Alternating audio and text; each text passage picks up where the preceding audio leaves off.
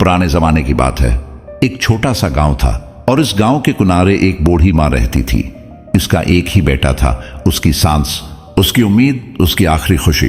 वो बेटा रोज शहर काम पर जाता और जाते वक्त माँ के हाथ चूम कर कहता, ओ माँ, शाम को लौट आऊंगा।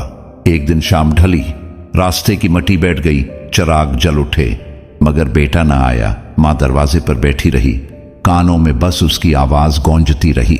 रात गुजर गई, फिर एक और, मगर बेटा वापस ना आया। पूरी बस्ती कहती थी शायद वो खो गया, शायद कोई हादसा। मगर माँ हर सुबह वही दरवाजा खोलती, वही चौखट साफ करती, जैसे वो अभी आने वाला हो।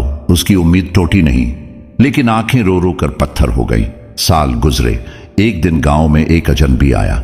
इसके हाथों में फट्टे कतरे थे, एक पुराने रुमाल के टुकड़े, वही जो माँ ने बरसों पहले अपने बेटे को सफर पर बांध कर दिया था। माँ ने वो टुकड़े अपने सीने से लगा लिए और मुस्कुराकर कह दिया, लोग कहते हैं मेरा बेटा नहीं रहा, मगर देखो, उसकी निशानी आज भी मेरा दरवाजा ढूंढ कर आ गई।